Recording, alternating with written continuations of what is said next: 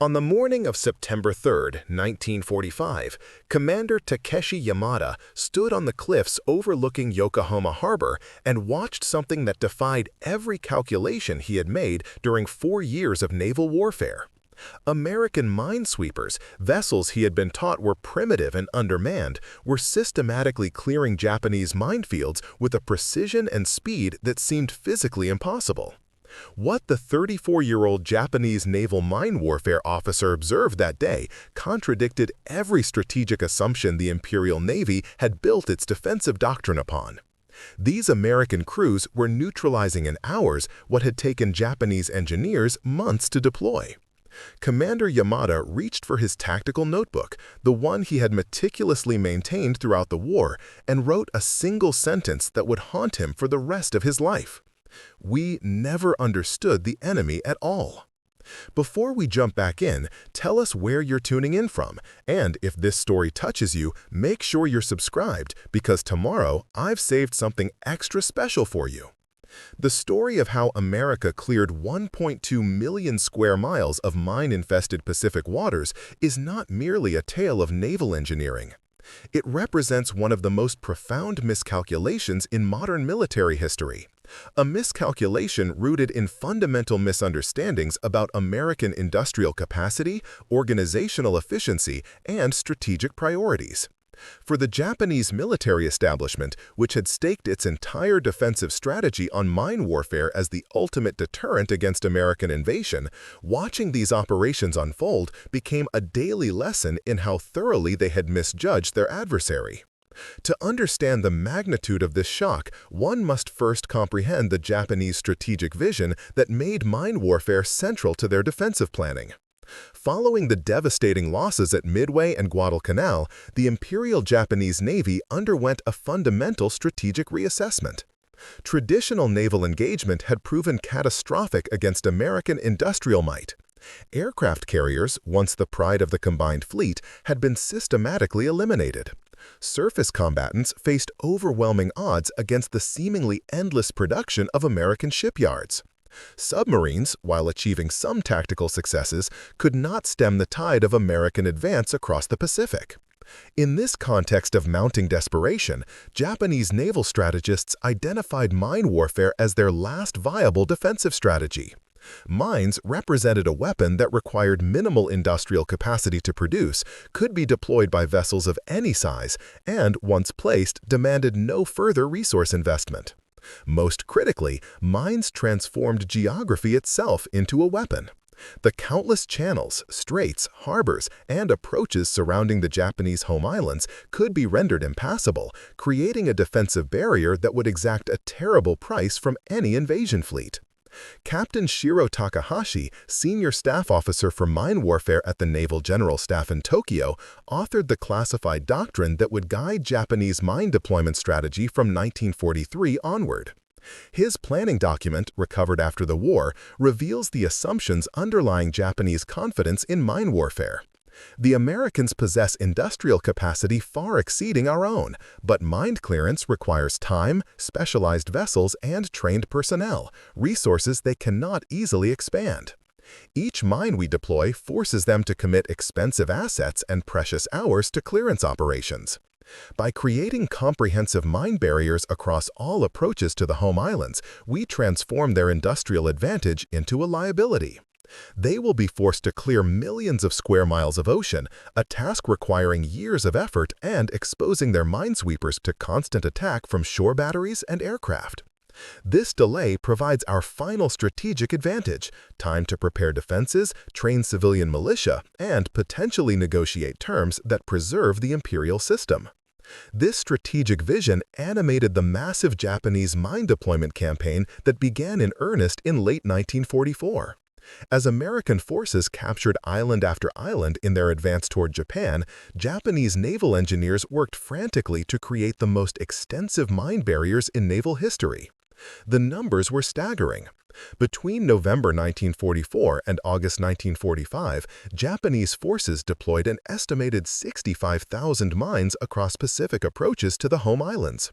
These were not randomly scattered, but carefully positioned according to sophisticated patterns designed to maximize defensive effectiveness while conserving limited resources. Lieutenant Commander Kenji Matsuda, a mine warfare specialist assigned to the Kure Naval Arsenal, kept detailed records of deployment operations that survived the war. His notes reveal the meticulous planning behind Japanese mine strategy. Each minefield was designed with multiple layers, contact mines at varying depths to threaten vessels of different sizes, magnetic mines triggered by the steel mass of approaching ships, acoustic mines activated by propeller noise. Some fields incorporated dummy mines, simple metal cylinders designed to slow clearance operations as minesweepers wasted time investigating harmless objects.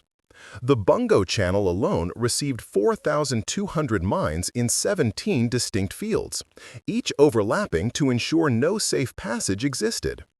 We calculated that clearing this single approach would require the Americans to deploy at least 30 specialized vessels for a minimum of 6 months, assuming they suffered no losses to remaining mines or coastal defense systems.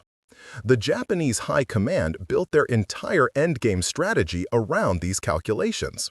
The Ketsu-go Defense Plan, finalized in April 1945 for implementation against the anticipated American invasion, assumed that mine barriers would delay invasion forces by at least 8 months, possibly longer. This delay was factored into every aspect of Japanese defensive preparations. Training schedules for civilian militia, stockpiling of limited ammunition reserves, dispersal of aircraft for kamikaze operations all presumed this extended timeline created by mine warfare's inherent difficulties. What Japanese planners failed to grasp was that American naval operations had been preparing for this exact challenge since 1942.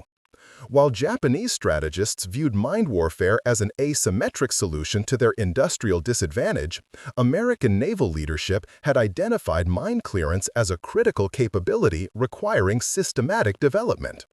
The U.S. Navy's approach to minesweeping revealed a fundamentally different philosophy of naval warfare, one that would shock Japanese observers with its scope and effectiveness.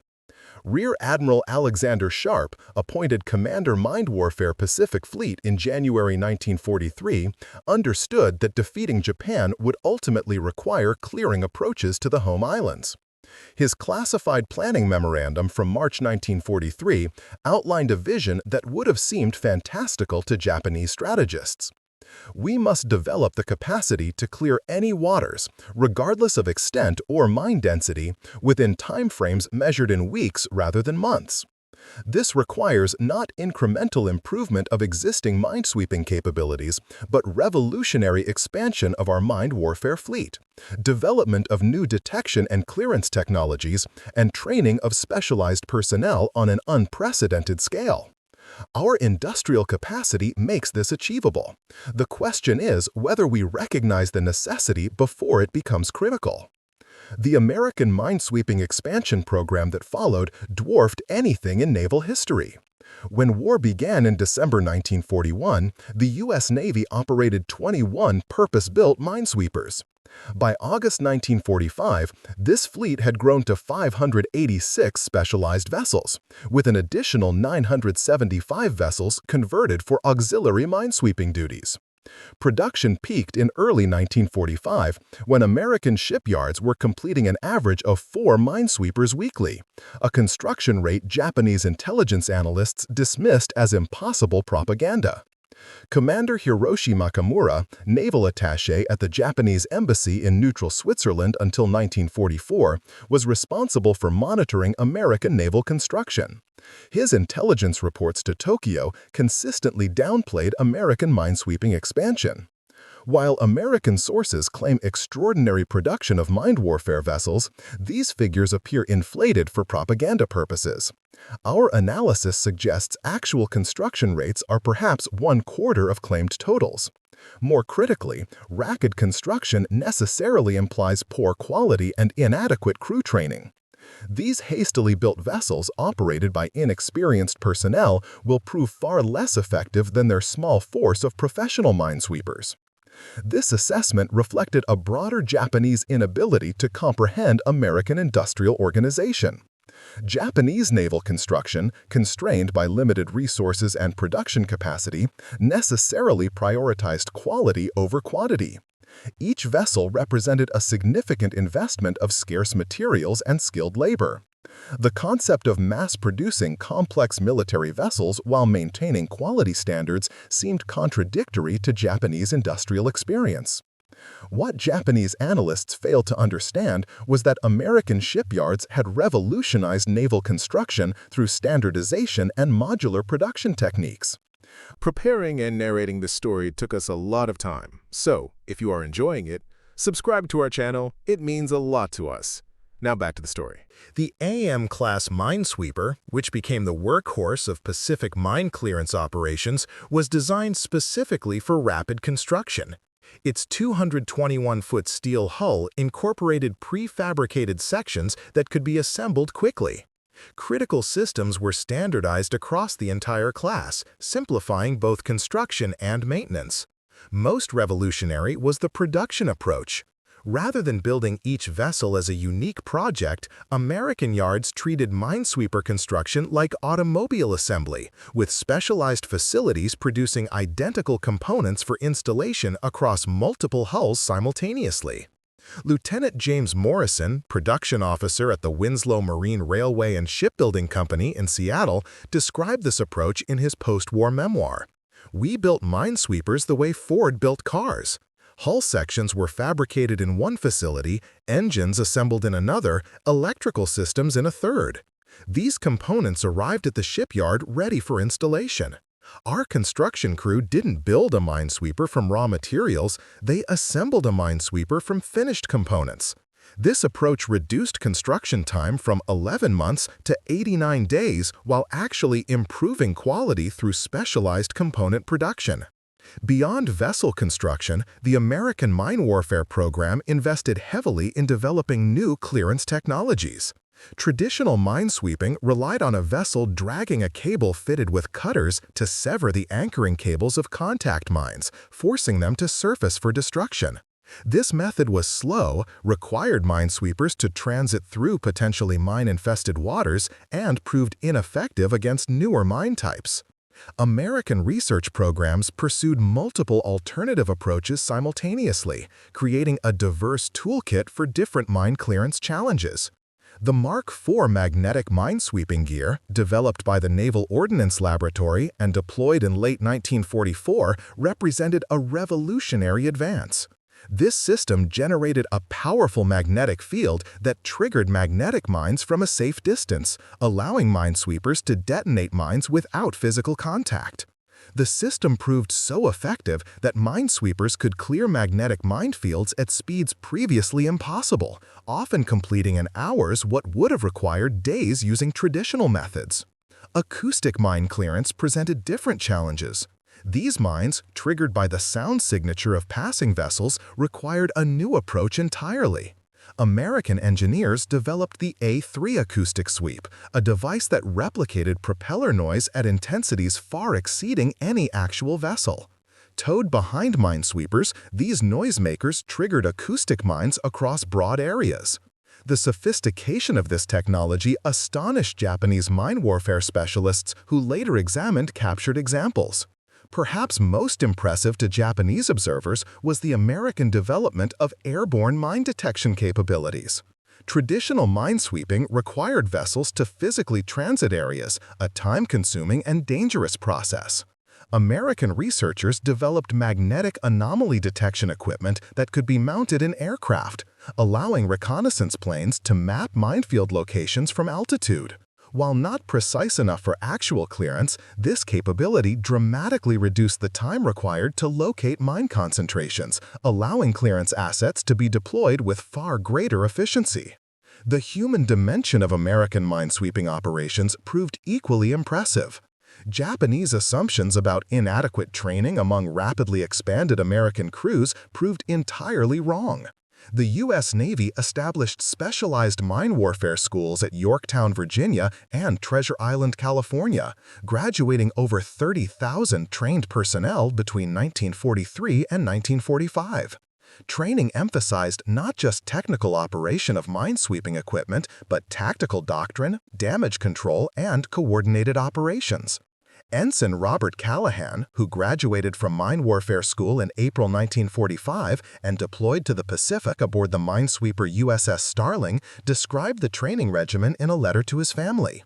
"We spent 8 weeks in intensive preparation. Navigation in mine-infested waters, maintenance and operation of sweeping gear, recognition of different mine types, coordinated sweeping patterns with multiple vessels." Most importantly, they drilled into us that minesweeping is not individual heroism, but systematic procedure. Every vessel, every crewman, executing precise maneuvers in coordination. This discipline, this systematic approach, distinguishes professional mine clearance from mere luck. The organizational structure supporting American minesweeping operations reflected similar systematic planning. Mine squadron commanders coordinated operations across dozens of vessels, following detailed operational plans that specified exact sweep patterns, timing sequences, and contingency procedures. Support vessels provided fuel, ammunition, and spare parts, ensuring minesweepers could sustain operations without returning to distant bases. Hospital ships stood ready to evacuate casualties. Salvage vessels could rapidly respond to any minesweeper damaged by mines. This comprehensive support infrastructure particularly impressed Japanese observers. Captain Yoshio Tanaka, a mine warfare specialist who observed American clearance operations from shore positions near Yokosuka, described his reaction in post-war interviews. Their minesweepers never operated alone. Each was part of a larger system, supported by vessels providing every possible need. When one minesweeper sweeping gear fouled, a repair vessel was alongside within the hour. When fuel ran low, a tanker provided underway replenishment. They had transformed mine clearance from a hazardous improvisation into an industrial process, and we had no counter to such organization. As Japanese strategic planning crystallized around mine warfare as their final defensive advantage, American preparations for clearing these barriers reached fruition. By August 1945, the U.S. Navy had assembled the largest mine warfare force in history, positioned throughout the Pacific and ready for deployment against Japanese mine barriers. What would happen next would shatter every Japanese assumption about the difficulty of mine clearance and reveal the true extent of American naval capabilities. The stage was set for one of the most dramatic demonstrations of industrial and organizational superiority in military history, a demonstration that would leave Japanese military observers stunned and questioning everything they thought they knew about their adversary. The surrender announcement on August 15, 1945, created an immediate and unprecedented challenge that would test American mine warfare capabilities beyond anything previously attempted. Emperor Hirohito's radio address ended hostilities, but it did not eliminate the 65,000 mines protecting Japanese waters. These explosive barriers remained exactly where Japanese engineers had placed them, turning what should have been a straightforward occupation into a logistical nightmare. American forces needed to land troops, deliver supplies, and establish control over a nation whose own defensive measures now threatened to strangle it. The mine clearance operation that followed, designated Operation Skagway, would become the largest maritime mine removal effort ever undertaken, ultimately clearing pathways through 1.2 million square miles of potentially mine-infested waters. Commander William Chandler, appointed operational director of the Mine Clearance Task Force, faced a challenge that seemed almost insurmountable in its scope. His operational assessment, filed on August 17, painted a sobering picture of the task ahead. Japanese mine deployment records, where available, indicate systematic mining of all major approaches to the home islands. Estimated mine density in critical channels exceeds anything encountered in European operations. Available intelligence suggests minefields extending from Kyushu northward through the entire length of Honshu. Traditional clearance methods would require 18 months minimum, an unacceptable timeline given the urgency of occupation operations. We must develop and implement accelerated clearance procedures, accepting calculated risks that would be impermissible under normal operational doctrine. What Japanese observers witnessed over the following weeks challenged every assumption they had made about mine clearance difficulty. The American operation began with a systematic intelligence collection phase that surprised Japanese naval officers with its thoroughness. Rather than immediately commencing physical sweeping, American forces first assembled every available piece of information about Japanese mine deployment. This included analysis of captured documents, interrogation of Japanese mine warfare personnel, aerial reconnaissance photography, and even consultation with Japanese engineers willing to provide technical details about mine placement. Lieutenant Commander Saburo Ishikawa, a mine warfare specialist from the Sasebo Naval Arsenal, was among the first Japanese officers asked to assist American clearance efforts. His initial interaction with American planners left him astounded at their methodical approach. They arrived with detailed maps, some showing minefield locations we had considered highly classified. When I expressed surprise at their knowledge, the American commander explained they had been collecting intelligence on our mine deployment for over a year through multiple sources. They knew not just where we had placed mines, but what types, at what depths, using what triggering mechanisms. This level of intelligence preparation was something we had never imagined possible. The intelligence collection revealed both the extent of Japanese mining and critical vulnerabilities in their deployment strategy. Japanese engineers, constrained by limited resources and time pressure, had followed predictable patterns in mine placement. Channels were mined at standard depths based on anticipated vessel drafts. Minefield boundaries often aligned with easily identifiable geographic features. Most critically, Japanese forces had maintained meticulous records of their own mine placements to enable their own navigation. And many of these records had been captured intact when naval facilities fell to American forces. Armed with this intelligence, American mine clearance forces implemented an operation that combined systematic procedure with calculated risk acceptance. Rather than attempting to sweep every square mile of potentially mined water, they focused on creating cleared channels sufficient for immediate occupation needs. These channels, typically 1,000 yards wide, would provide safe passage for invasion forces while leaving vast areas of mined water for later clearance. The precision required for this approach was extraordinary. Minesweepers needed to guarantee that designated channels were completely clear while avoiding wasting time on adjacent waters that could be cleared later. The scale of forces deployed for this operation impressed even skeptical Japanese observers. Task Force 52, designated the Mine Clearance Task Force, comprised 174 specialized minesweepers supported by an additional 287 auxiliary vessels converted from mine warfare duties. This armada, larger than many nations' entire navies, descended on Japanese waters in late August 1945. The vessels were organized into mine divisions, each responsible for clearing specific approaches and channels. Coordination between these divisions required precise timing and communication, as mines in one area might be connected to defensive systems in adjacent zones. Captain Haruki Fujimoto, stationed at a coastal observation post near Nagasaki, watched the American minesweeping fleet arrive and could scarcely believe what he observed. The harbor entrance we had protected with our most elaborate minefield, one that took 6 months to deploy, was approached by 23 American minesweepers operating in coordinated formation. They deployed equipment we had never seen before, gear that appeared to trigger mines from safe distances. Within 72 hours, they had cleared a channel we calculated would require 6 months for any force to penetrate. I watched through binoculars as supply ships began using this channel, the mines we had so carefully placed apparently neutralized completely. It seemed impossible, yet my own eyes confirmed it was happening. The technology employed by American minesweepers played a crucial role in this accelerated clearance timeline. The combination of magnetic, acoustic, and traditional mechanical sweeping methods allowed American forces to address different mine types simultaneously. Rather than sweeping an area multiple times with different gear, specialized vessels could operate in sequence, each targeting specific mine types in a single coordinated pass through contested waters.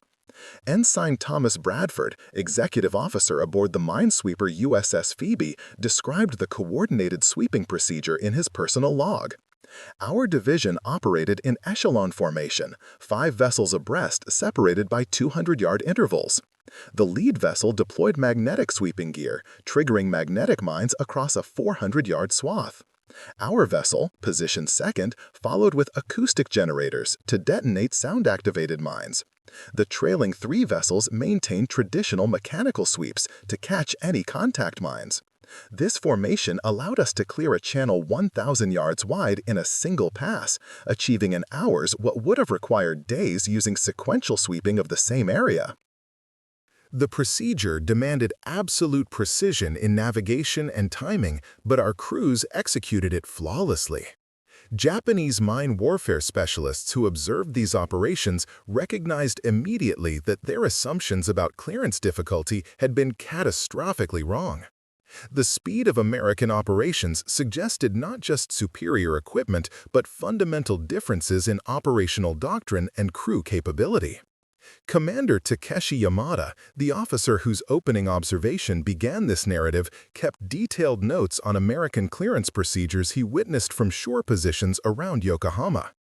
His observations reveal a growing understanding of how thoroughly Japanese planning had miscalculated.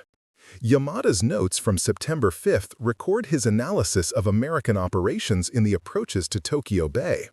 They cleared the outer approaches in 4 days, an area containing an estimated 2,400 mines in multiple overlapping fields. Our planning assumed this barrier would require minimum 3 months to penetrate, possibly 6 if they suffered significant losses to remaining mines. Instead, they have achieved complete clearance with no apparent losses. The key appears to be their systematic approach. They do not simply sweep randomly, hoping to encounter mines. They execute precise geometric patterns that guarantee complete coverage while minimizing redundant effort. Each vessel knows exactly where to sweep, when to sweep, and what equipment to employ. This level of coordination requires not just good equipment, but exceptional crew training and communication systems we never possessed. The communication systems employed by American minesweeping forces particularly impressed Japanese observers accustomed to far more primitive coordination methods. Each minesweeper maintained constant radio contact with division command, reporting progress, mine detonations, and any equipment issues in real time. This communication network allowed commanders to adjust operations dynamically, redirecting vessels to areas requiring additional attention or modifying sweep patterns based on observed mine density. Japanese mine warfare doctrine, by contrast, assumed limited communication between vessels during operations, relying instead on pre-planned routes that could not be easily modified. Beyond the technical aspects of clearance operations, the logistical support sustaining American minesweepers revealed industrial capacity that Japanese officers found difficult to comprehend. Minesweeping gear experienced constant wear during operations, with cables, cutters, and electronic equipment requiring frequent replacement. American support vessels provided rapid resupply of these consumable items, ensuring minesweepers could maintain continuous operations. The quantities involved were staggering to Japanese observers. Lieutenant Kenji Watanabe, a supply officer who had managed logistics for Japanese mine warfare operations, observed American resupply procedures at Sasebo and recorded his astonishment in letters to colleagues. I watched a single American supply vessel deliver replacement sweeping gear to 12 minesweepers in one afternoon. The quantity of cable, spare cutters, and electronic components exceeded everything our entire mine war force received during the last year of the war. More remarkable was the casual efficiency of this resupply. No elaborate requisition procedures, no rationing, no delays. The minesweeper simply signaled its need and within hours had everything required.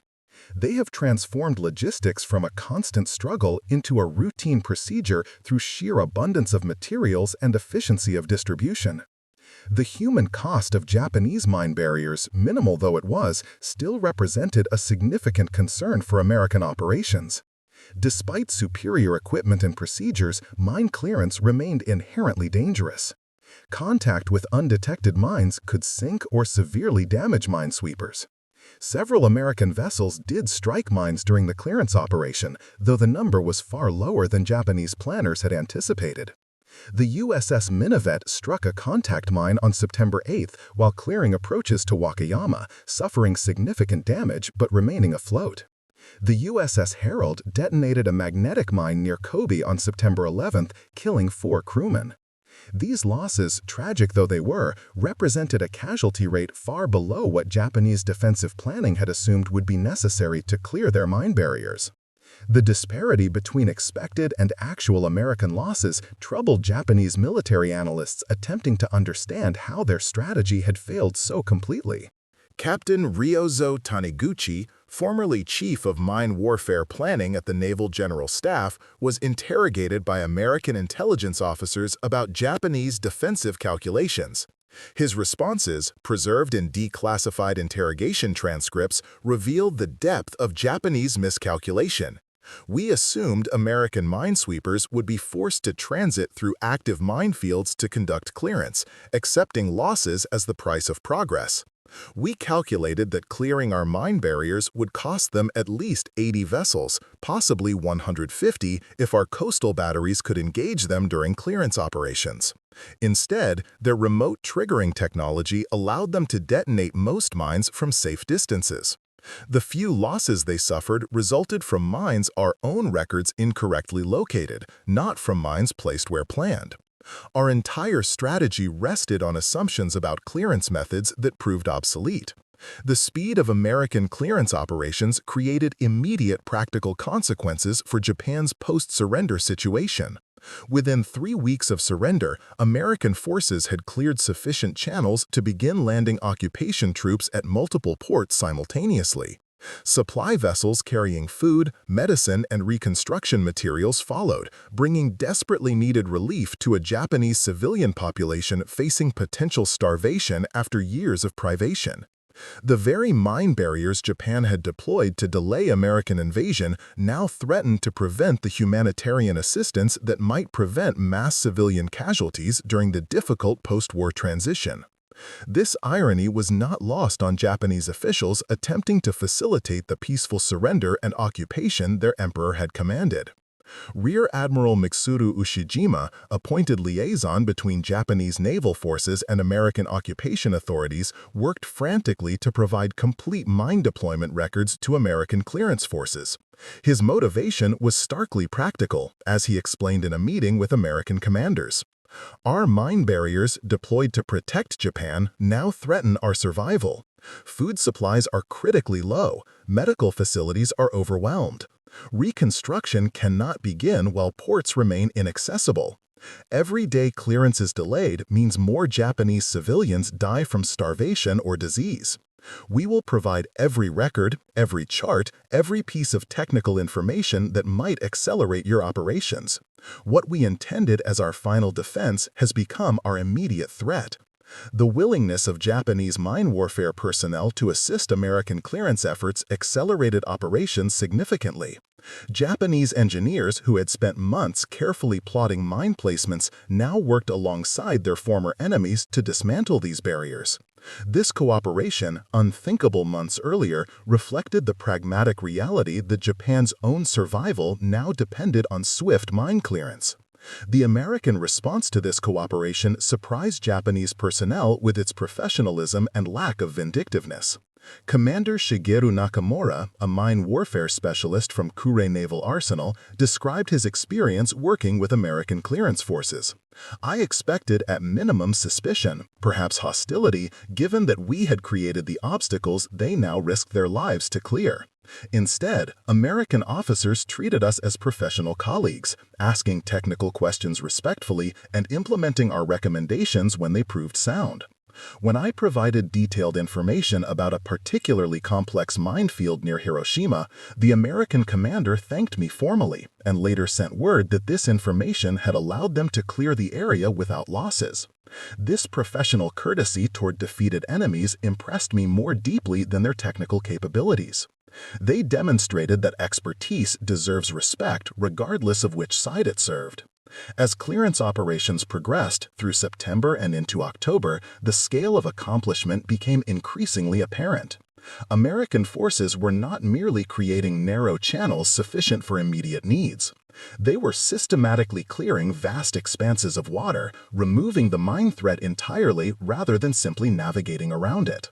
By October 15th, less than 8 weeks after operations began, American minesweepers had cleared over 600,000 square miles of Pacific waters, including all major approaches to Japanese ports, critical straits between home islands, and numerous smaller channels required for coastal shipping. The statistical comparison between Japanese expectations and American achievement revealed the magnitude of this success. The Bungo Channel, which Japanese planners estimated would require 6 months to clear, was open to shipping in 9 days. The Shimonoseki Strait, considered one of the most heavily defended waterways in the world, with over 3,000 mines across multiple overlapping fields, was declared safe for transit after 18 days of intensive clearance operations. Tokyo Bay, the symbolic heart of Japan, and approaches to the capital itself, was cleared sufficiently for the formal surrender ceremony aboard USS Missouri to proceed on September 2nd, just 18 days after the Emperor's surrender announcement. These accomplishments left Japanese military observers grappling with uncomfortable questions about their own strategic judgment. If American mine clearance capabilities were this effective, what did that imply about other aspects of American military capacity they had underestimated? If the final defensive barrier they had invested so much hope and resource in creating could be overcome so swiftly, what did that reveal about the overall feasibility of their defensive strategy? Commander Yamada, whose observations have threaded through this narrative, wrote a comprehensive assessment in late September that captured the psychological impact of watching American mine clearance operations. I have spent 4 years as a mine warfare specialist, believing this represented Japan's most effective weapon against American industrial superiority. Mines required minimal resources to produce and deploy, yet forced enemies to commit expensive specialized vessels and trained personnel to clearance operations, or so our doctrine taught. Observing American operations has revealed the fallacy in this reasoning. They possess such overwhelming industrial capacity and organizational efficiency that they can deploy mine clearance forces exceeding our most optimistic projections. What we viewed as asymmetric advantage, they treated as routine logistical challenge. In 3 weeks, they achieved what we calculated would require 18 months. This is not merely technological superiority. This represents a fundamental difference in how our nations approach military problems. We sought clever solutions that minimized resource requirements. They applied overwhelming resources systematically until the problem ceased to exist. Against such an approach, cleverness proves inadequate. The broader implications of American mine clearance success extended beyond immediate post-war occupation needs. Japanese military analysts, now working to understand how completely they had miscalculated American capabilities, recognized that mine warfare failure exemplified larger strategic errors. The assumption that American forces would struggle with complex challenges requiring specialized equipment and training had proven wrong across multiple domains. If mine clearance, considered among the most difficult naval operations, could be accomplished so efficiently, what did that suggest about American capacity to overcome other obstacles Japanese planning had counted on? Captain Yoshio Tanaka, the observer who had watched American clearance operations near Yokosuka, articulated this broader realization in post-war writings. We made the fundamental error of assuming American military operations would reflect the constraints we experienced. We knew mine clearance was difficult because it was difficult for us, with our limited industrial capacity and constrained resources. We imagined Americans would face the same difficulties merely at larger scale. Instead, they transformed the challenge through application of specialized equipment, systematic procedures, and overwhelming logistical support. They did not fight the battle we expected. They changed the nature of the battle entirely through superior preparation and resources. This was true not just of mine clearance, but of every aspect of the Pacific War. We prepared to fight our kind of war. They fought their kind of war, and we never adapted quickly enough to compete effectively. Up next, you've got two more standout stories right on your screen. If this one hit the mark, you won't want to pass these up. Just click and check them out.